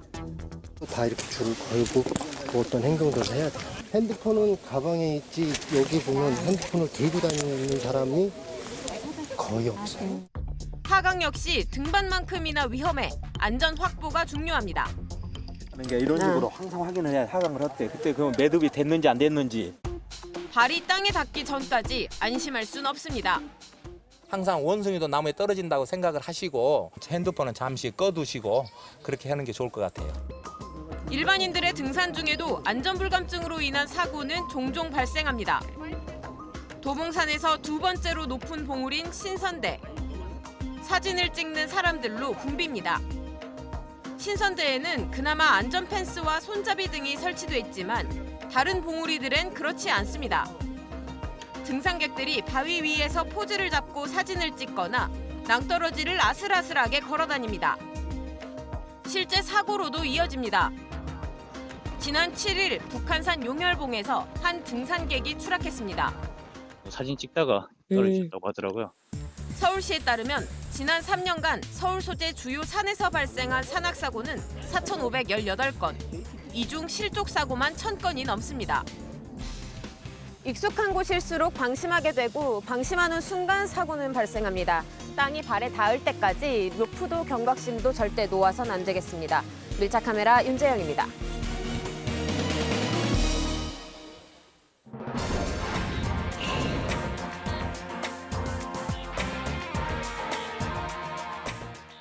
네, 앞서 속보로 전해드렸습니다. 트럼프 미국 대통령이 두 번째 북미 정상회담 시기와 관련해서 밝힌 내용인데요. 11월 중간 선거 이후에 열리길 원한다고 말을 했습니다. 폼페이오 장관이 평양에 다녀온 뒤에 북미 협상과 관련해서 진전된 부분들이 있었고 빠르면 이달 말에 북미 정상회담이 열릴 수도 있다는 전망도 있었는데요.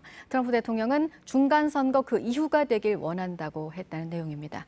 보도국 연결해서 알아보겠습니다. 이재승 기자, 누구보다 트럼프 대통령이 말한 내용이니까 주목을 해야 할 필요가 있습니다. 전해주시죠. 네, 트럼프 미국 대통령이 조금 전에 2차 북미 정상회담의 시기와 관련해서 11월 6일 중간 선거 이후에 열리길 원한다고 밝혔다라고 로이터 통신이 보도했습니다. 트럼프 대통령은 이날 아이오와주에서 열리는 중간 선거 지원 유세를 위해서 전용기 에어포스 원을 타고 가는 도중에 기자들에게 중간선거 이유가 될 것이다. 지금 당장은 갈 수 없다며 이같이 말했습니다. 트럼프 대통령은 이어서 북미 정상회담 일정을 조율하기에는 선거 유세가 너무 바쁘다라고 덧붙였습니다. 북미 정상회담, 2차 북미 정상회담을 두고 중간선거 이전에 할지 이후에 할지를 두고 의견이 분분했었는데요. 트럼프 대통령이 이후에 하길 원한다라고 얘기를 했고, 이는 북한과도 상당 부분 의견 접근을 했기 때문에 이런 말을 했을 가능성이 높은 것으로 현재 파악되고 분석되고 있습니다.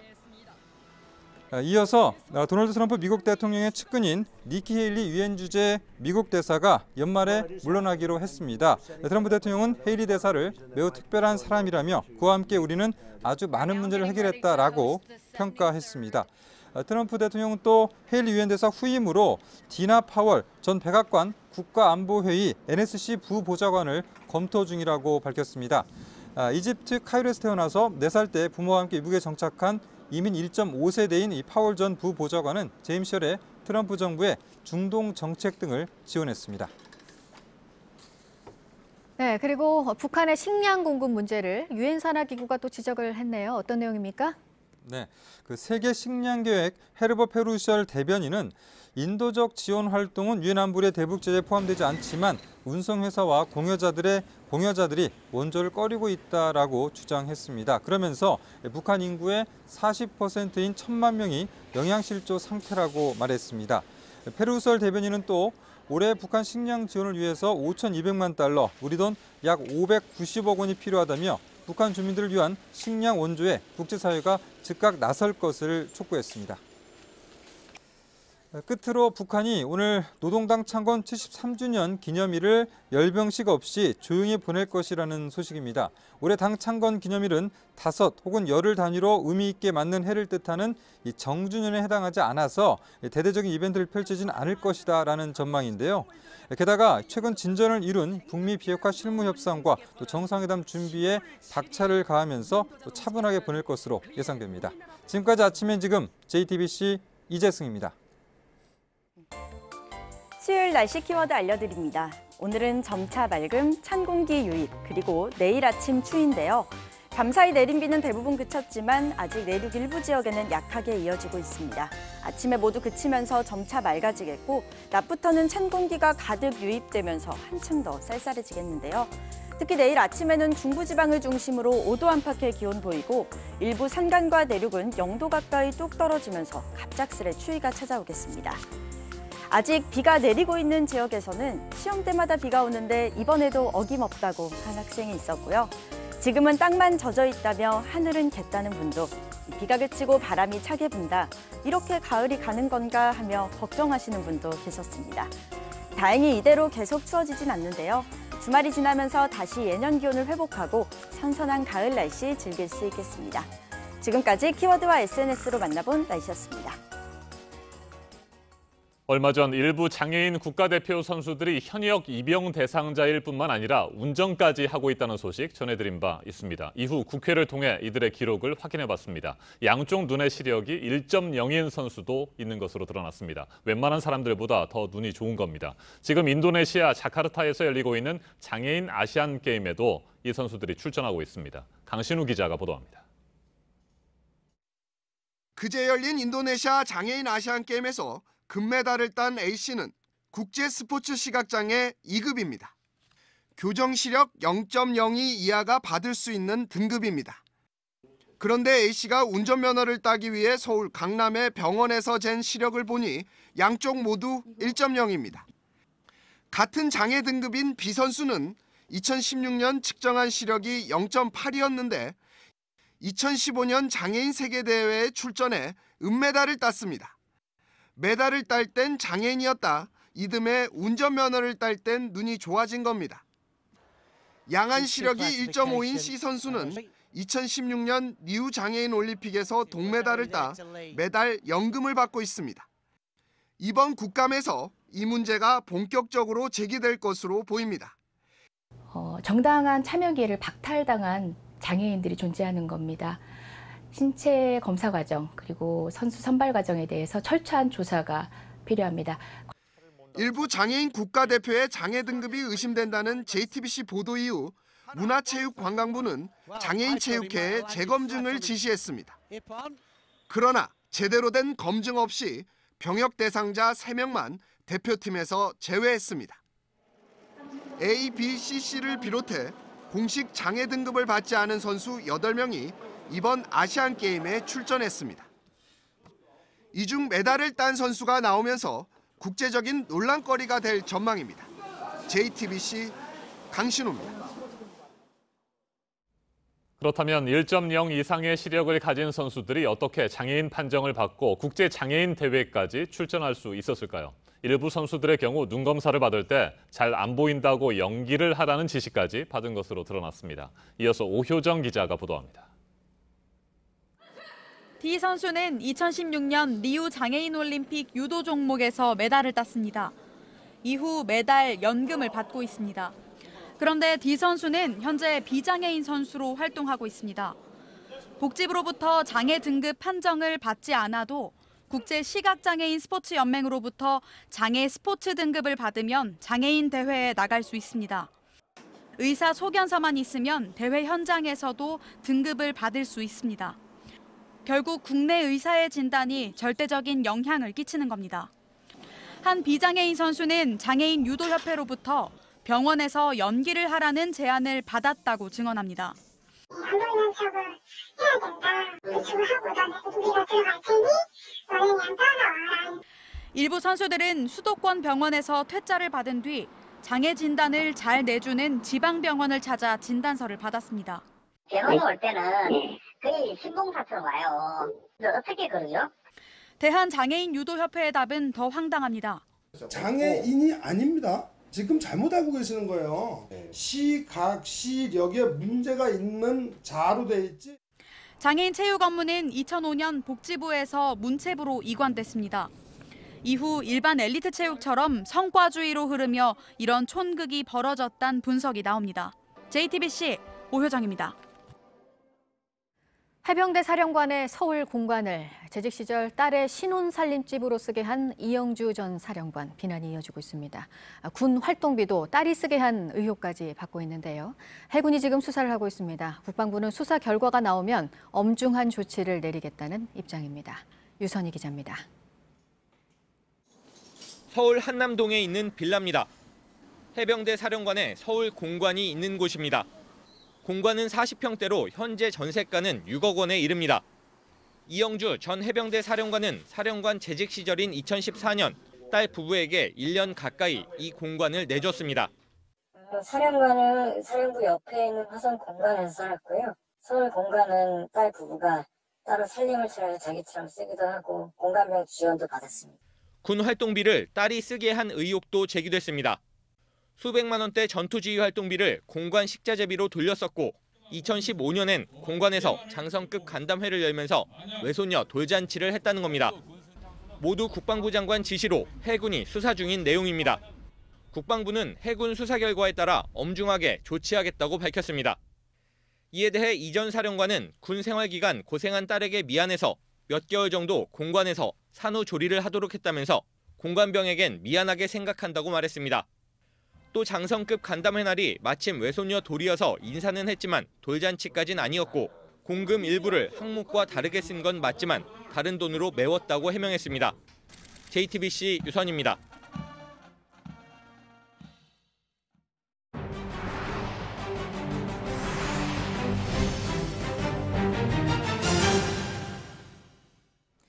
중국 배우 판빙빙이 반성문을 쓰고 거액의 세금과 추징금도 내겠다고 밝혔지만 파장이 더 커지고 있습니다.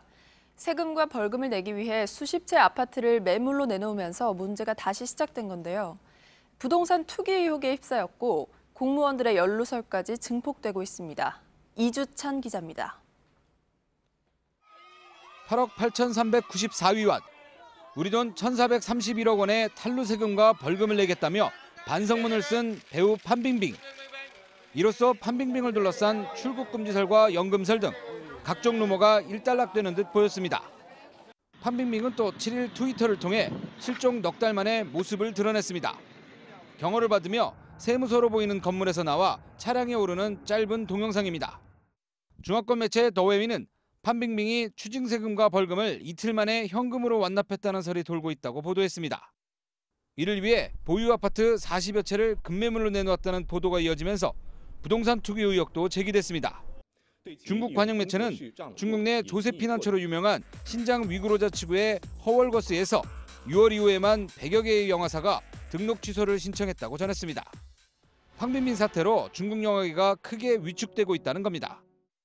판빙빙 탈세를 폭로한 중국 전 CCTV 시사 프로그램 진행자 추이용 위안은 중국판 트위터 웨이보를 통해 당국 관계자들의 연루설을 제기했습니다.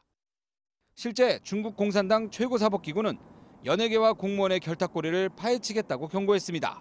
JTBC 이주찬입니다. 우크라이나에서 국방부의 탄약고가 폭발했습니다. 현지 시간 9일 우크라이나 체르니히우 주 동부에 있는 국방부의 탄약고가 폭발해 인근 주민 12,000명이 대피했습니다. 강력한 폭발에 주변 건물들의 창문이 깨지기도 했는데요. 아직까지 사상자는 없는 것으로 알려졌습니다. 우크라이나 당국은 테러 가능성을 열어두고 정확한 폭발 원인을 조사하고 있습니다. 러시아 아무르주에서 시베리아 횡단 철도 위를 지나는 고속도로 교량이 무너졌습니다. 교량을 지나던 트럭 운전자가 다쳐 병원으로 옮겨졌고 교량 아래 정차 중이던 화물열차가 무너진 잔해에 깔렸는데요. 붕괴 당시 선로에서 작업 중이던 철도 근로자는 가까스로 피해서 목숨을 구했습니다. 이 사고로 블라디보스토크와 모스크바를 잇는 열차의 운행이 일시 중단됐습니다. 한 남성이 커다란 쓰레기통을 내놓습니다. 그런데 잠시 뒤 주황색 옷을 입은 남성 2명이 쓰레기통에서 각각 나오더니 그대로 도망치는데요. 미국 켄터키주의 한 교도소에서 재소자가 쓰레기통에 숨어 탈옥을 한 겁니다. 이 황당한 탈옥극은 그대로 CCTV에 찍혔는데요. 탈옥한 2 남성은 채 몇 시간도 지나지 않아 다시 경찰에 체포됐습니다. 호주에서 상어잡이용 그물에 새끼 혹등고래가 걸렸습니다. 호주 퀸즐랜드 인근의 한 바다입니다. 새끼 혹등고래가 그물에 단단히 걸려서 옴짝달싹 못하는데요. 어미로 보이는 혹등고래가 새끼를 떠나지 못하고 주변을 맴돕니다.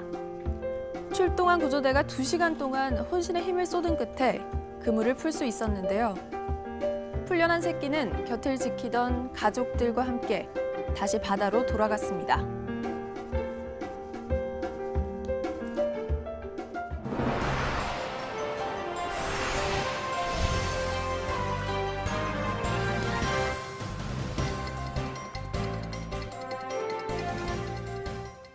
국회가 오늘부터 20일 동안 상임위원회 14곳을 중심으로 국정감사를 진행합니다. 문재인 정부 출범 이후 사실상 첫 국감으로 평가되고 있습니다. 자유한국당을 비롯한 야당들은 정부 정책에 대한 송곳 검증을 예고하고 있습니다. 여야의 정면 충돌로 팽팽한 기싸움이 불가피해 보입니다. 김홍국 경기대 겸임교수와 한 걸음 더 들어가겠습니다. 어서 오세요. 네, 안녕하십니까. 네, 오늘부터 시작되는 국정감사, 문재인 정부 국정 운영에 대한 사실상의 첫 평가로 볼 수 있겠죠. 그렇죠. 작년 5월 대선 이후에 10월에 5달 만에 열렸습니다. 그렇기 네. 때문에 그 당시는 박근혜 정부의 국정농단이라든가 여러 가지 현안들에 대한 점검이 있었고요. 그야말로 이제 1년 5개월, 정부가 출범한 지 1년 5개월이 됐기 때문에 여러 가지 검증이 이루어질 겁니다. 역시 헌법 61조가 규정하고 있는 국정감사는 입법부가 행정부에 그동안 1년 동안의 여러 가지 재정이라든가 법률과 관련해서 제대로 일했는가를 보는 것 아니겠습니까? 그런 측면에서 야당들은 송곳 검증을 벼르고 있고요. 네. 또 여당은 그에 맞서서 1년 5개월 동안의 성과를 알리고 또 야당과 여러 가지 협의를 해나가겠다. 아주 팽팽한 대결이 될 것으로 보입니다. 네, 지금 말씀하셨지만 여당과 야당들의 이제 각각의 국감 이른바 전략이 있습니다. 야당들은 문재인 정부의 이제 경제 정책을 좀 집중적으로 파고들겠다 이렇게 하고 있는 거죠? 그렇죠. 여러 가지 고용이라든가 뭐 실업 문제, 또 고령화 사회, 출산 문제 이런 측면에서 굉장히 좋지 않은 그런 여러 가지 지표들이 나오지 않았습니까? 이 부분에 대해서 특히 또 최저임금 문제도 있고요. 이에 대해서 야당에서는 소득 주도 성장이 실패한 것이다. 여기에 대해서 경제 파탄을 집중적으로 살펴보겠다. 그래서 민생 파탄이라는 용어까지 내놓고 있고 또 심판을 하겠다. 뭐 김성태 원내대표는 한 놈만 패겠다 아주 자극적인 용어까지 써서 송곳 검증을 벼르고 있습니다. 반면에 여당의 입장에서는 이 부분이 지난 정말 이명박 박근혜 정부 9년 동안에 있었던 여러 가지 구조적인 상황에서 아직은 회복이 되지 않았다. 정부가 앞으로 어떻게 나갈지에 대한 방향도 잘 살피겠다라는 그런 입장인데요. 경제 문제에 대한 여러 가지 현안 그리고 판문점 선언을 둘러싼 여러 가지 동북아의 이런 지형도가 있기 때문에 이 부분을 어떻게 남북 관계를 끌고 나갈 것인지 그리고 북미 정상회담, 2차 정상회담 관련해서도 여러 가지 야당 의원들의 질의 또 여당의 여러 가지 이에 대한 정책 질의가 있을 것으로 보입니다. 경제 문제, 외교 문제 아마 상황 전반에 대한 얘기들이 나올 것으로 보입니다. 네, 그래서 여당인 더불어민주당은 평화가 경제다 이 같은 슬로건을 내걸었네요. 그렇습니다. 평화, 번영, 또 민생 이런 문제를 중심으로 가보겠다는 거고요. 그동안의 남북관계는 사실상 올 초까지만 해도 거의 뭐 전쟁 위기에 치달았고 지난 10년 정도를 돌아본다면 거의 남북관계 전쟁을 불사할 정도로 대결 상황 아니었습니까? 이제는 평화의 길이 열리고 있다. 그렇다면 신북방 정책, 신남방 정책을 통해서 우리 경제의 활로를 만들겠다는 것이 여당의 입장이고요. 그렇기 때문에 이 부분에 있어서 민생과 경제를 살리는 그런 유능함을 보여줄 수 있도록 정부에 적극 촉구하겠다라는 그런 입장이고요. 또 그런 남북관계를 개선함으로써 앞으로 한반도의 새로운 경제의 동력을 만들겠다는 게 여당의 입장입니다. 반면에 야당은 이를 적극적으로 검증하고 특히 이 일을 실패로 일단 규정을 했기 때문에 이에 대한 아마 날카로운 질의응답이 펼쳐질 것으로 보입니다. 네, 지금 국감이 예정되어 있는 게 오는 30일까지고 이제 뭐 이때까지 뭐 각종 기사들이 이제 쏟아지면서 또 연일 이슈가 될 텐데 지금 피감 기관이 한 700여 곳이죠? 그러니까요. 752곳으로 제가 알고 있는데요. 일단은 20일 동안 기본적으로 14개 상임위에 대해서 검증을 합니다. 그리고 나머지 이 겸임 상임위가 있습니다. 정보위라든가 운영이라든가 이런 상임위들 3개 상임위는 일단은 겸임 상임위이기 때문에 이후에 또 다시 또 검증을 하게 될 건데요. 너무나 사실은 많습니다. 사실은 불과 30일로 헌법상 규정이 되어 있는데요. 이 기간 동안에 700곳이 넘는 그런 곳들에 대해서 속속들이 살펴본다는 게 사실은 기간이 정말 너무 짧고요. 저희 정치학계에서는 그런 얘기들을 합니다. 정말로 미국이나 이런 다른 나라처럼 1년 내내 항상 상시로 이에 대해서 감사하고 이에 대해서 국정 현안을 짚을 수 있는 좀 그런 흐름으로 가야 되는 것 아니냐. 지나치게 기간을 정해놓기 때문에 그 기간에 자극적인 뉴스만 나오게 되고 국회의 본연의 감시가 이루어지지 않는다는 그런 비판도 있거든요. 그러나 일단 주어진 기간이기 때문에 역시 최선을 다해서 행정부가 했던 잘못된 여러 가지 관행이라든가 또는 재정 집행 문제 이런 부분들을 짚어줌으로써 국민들의 행복하게 살 수 있는 대한민국을 만드는데 좀 국회가 적극적으로 나서야 될 것으로 보입니다. 네, 첫날인 오늘은 법제사법위원회와 국방위원회, 국토교통위원회 등이 감사를 진행하게 되는데 법제사법위원회의 경우에 박근혜 정부 당시 양승태 대법원의 사법농단 사건 이 부분이 쟁점이 될 것으로 보여요? 그렇습니다. 충격적인 일이었죠. 그리고 지금 하나하나씩 아직도 그 당시에 이런 재판 거래 정황이라든가 또는 국정 사법농단의 증거들이 하나씩 나오고 있기 때문에 이 부분을 놓고 치열한 그런 논쟁이 펼쳐질 것으로 보입니다. 여당의 입장에서는 역시 그 당시가 아무래도 역시 이명박 박근혜 정부 아니었습니까? 네. 특히 박근혜 정부 당시에 있었던 재판 거래라는 것 일반인들은 상상도 할 수 없는 일이죠. 우리가 공정하고 바른 이런 사법 질서에 대한 국민들의 믿음이 있어야 되는데 정말 사법부에 대한 신뢰를 송두리째 깨트린 일이었습니다. 이 부분에 대해서 아무래도 여당은 그 진실을 낱낱이 밝히는 쪽에 좀 집중을 할 거고요. 야당은 당시에 대법원의 여러 가지 비자금 문제 당시에 지금의 김명수 대법원장도 관련이 돼 있다는 이런 비판도 내놓고 있고요. 또 지금 문재인 정부 들어와서 운영되고 있는 이런 여러 가지 법적인 절차에 대해서 비판적인 목소리를 낼 것으로 보입니다. 법사위 상당히 아마 여러 가지 논란이 있을 것으로 보이고요. 또 뭐 외교통일위원회 같은 경우도 역시 판문점 선언이라든가 남북관계 또 트럼프 대통령과의 여러 가지 외교적인 문제들 이런 부분을 놓고 치열한 여야 간의 목소리가 나올 전망입니다. 네. 그리고 오늘 또 관심을 끌고 있는 게 선동열 우리 야구대표팀 감독이 문화체육관광위원회에 증인으로 출석을 합니다. 그러니까요. 앞서 기자회견에서 뭐 그렇게 선수 선발에 부정한 청탁 없었다 이렇게 반박을 했습니다. 오늘 이렇게 국정감사에 자기가 나오는 거에 대해서 어떻게 보십니까? 일단은 좀 안타까운 일입니다. 한국을 대표하는 최고의 스타 선수였고 감독 아니겠습니까? 이런 일로 국정감사장에 나오는 것 자체가 사실은 그렇게 바람직한 일은 아닌 것으로 보이고요. 일단은 그런 의혹이 제기됐기 때문에 이 부분에 있어서 선동열 감독이 정말 이에 대해서는 한치의 거짓 없이 이 내용들을 좀 밝혀줘야 될 것으로 보이고요. 과연 선동열 감독의 그 얘기가 과연 설득력이 있을 것인가 아니면 의원들이 정말로 그 내부의 다양한 그런 문제점들을 제대로 밝혀낼 수 있는 증거를 충분히 가지고 있는 것인지 왜냐하면 이 자리가 지금까지 국감의 문제점이 증인이나 또는 참고인에게 뭐 호통을 치거나 또는 상대를 뭐 사생활을 들어서 압박하는 이런 모습까지도 과거에 보였거든요. 그 고함을 지르면서 상대에 대해서 참 예의에 어긋나는 모습도 보였는데요. 의원들이 제대로 좀 밝혀주고 대신에 정말 우리 스포츠계에 이런 일이 없도록 그런 제도적인 장치도 만드는데 국회가 좀 앞장서야 될 것으로 보입니다. 네, 대정부 질문에서도 여야가 충돌을 했던 내용입니다. 유은혜 사회부총리 겸 교육부 장관의 임명을 둘러싼 논란, 뭐 교육위원회에서도 또 논란이 있을 것으로 보이고요. 다른 어떤 것들이 또 쟁점이 될까요? 일단은 유은혜 장관, 교육부 총리에 대해서 아주 강한 질타가 있을 것으로 보입니다. 야당은 임명 자체에 대해서 비판적이고요. 이미 실패했다라고 얘기를 내놓고 있지 않습니까? 한 사람만 때리겠다라는 전략이 유은혜 부총리에 상당히 크게 해당이 되는 것 같고요. 그렇기 때문에 여야 간에 이 부분을 놓고 향후의 교육 정책 그리고 장관으로서의 리더십 이런 부분은 검증이 될 것으로 보이고요.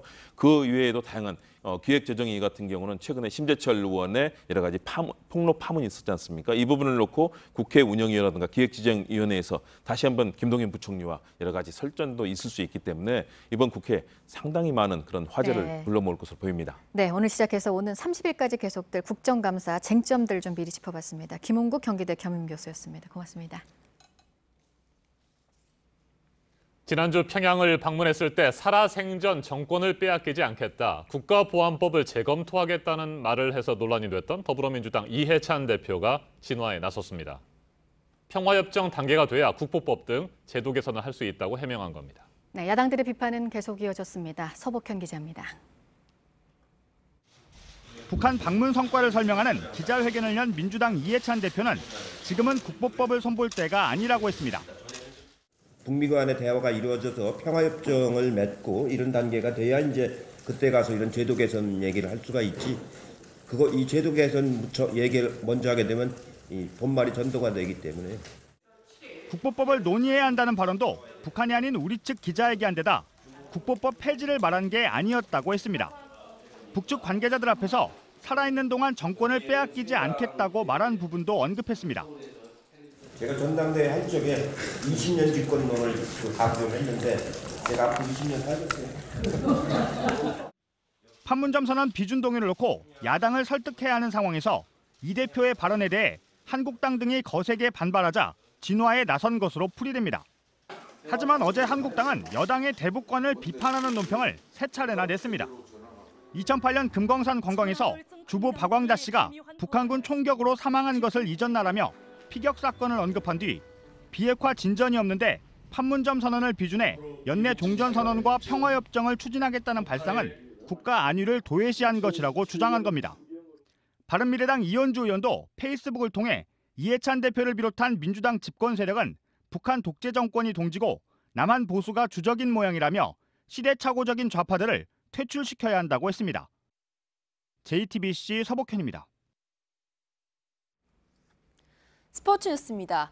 어제 낮에 시작했던 프로야구가 5시간 가까운 게임 끝에 마무리됐습니다. 롯데 문규현 선수는 전쟁 같았다고 했는데요. 롯데는 5위 기아와 승차가 0이 됐습니다. 온누리 기자입니다. 한 점 차로 뒤진 롯데의 9회 말 공격. 안타가 터질 때마다 한 여성 팬은 울먹이며 기뻐합니다. 그만큼 승리가 간절했는데 롯데는 9회 문규현의 희생플라이로 동점을 만들었습니다. 9회까지 결정하지 못한 승부, 5위를 향한 간절함은 그렇게 팽팽했습니다. 펜스에 부딪히며 잡아낸 공, 물 셀 틈 없이 수비하고 악송구를 받아내려 안간힘도 썼습니다. 연장 승부에서도 울다 웃다를 반복했습니다. 기아는 10회 초 롯데 유격수 문규현이 공을 놓치고 외야수 전준우가 타구 판단을 잘못한 틈을 타 승부를 뒤집었습니다. 그러나 10회 말 기아 투수 윤성민의 실책으로 살아난 롯데 주자 전병우가 홈을 밟으며 승부는 원점이 됐습니다. 11회 말엔 문규현의 극적인 끝내기 안타가 터지며 5시간 가까운 시속 게임은 롯데의 한 점 차 승리로 마무리됐습니다. 낮에 시작한 경기는 깜깜한 저녁이 돼서야 끝났습니다. 롯데는 기아와 승차가 없는 6위가 됐습니다. 기아는 승률이 1, 2 앞서 간신히 5위를 지켰습니다. 가을 야구 커트라인 5위 싸움은 더 복잡해졌습니다. JTBC 온누리입니다. 2016 리우 패럴림픽 수영 3관왕인 조기성이 인도네시아 장애인 아시아 경기대회 남자 자유형 100m 결선에서 1분 25초 80의 기록으로 은메달을 땄습니다. 뇌병변 장애로 하체를 쓰지 못하는 조기성은 13살에 처음 수영을 시작해 2015년 세계선수권대회에서 남자 자유형 100m와 200m 우승, 이듬해인 2016년 리우 패럴림픽에서 3관왕에 올랐습니다. 철녀 이도연이 인도네시아 장애인 아시안게임 핸드사이클 여자 로드레이스 결선에서 1시간 15분 16초 713의 기록으로 금메달을 목에 걸었습니다. 이도연은 앞서 여자 도로독주에서도 금메달을 따서 2014년 인천대회에 이어 2회 연속 2관왕을 달성했습니다. 같은 종목 남자 로드레이스에 출전한 윤혁은도 1시간 29분 04초 918의 기록으로 우승하면서 2관왕에 올랐습니다. 바둑진흥법에 따라 11월 5일이 바둑의 날로 제정됐습니다. 한국기원은 그제 청와대에서 문재인 대통령 주재로 열린 국무회의에서 바둑진흥법 시행령 제정안이 의결됨에 따라 바둑의 날이 법정 기념일로 제정됐다고 밝혔습니다. 11월 5일은 현대 한국바둑의 개척자인 고 조남철 선생이 서울 남산동의 한국기원의 전신인 한성기원을 최초로 설립한 날입니다.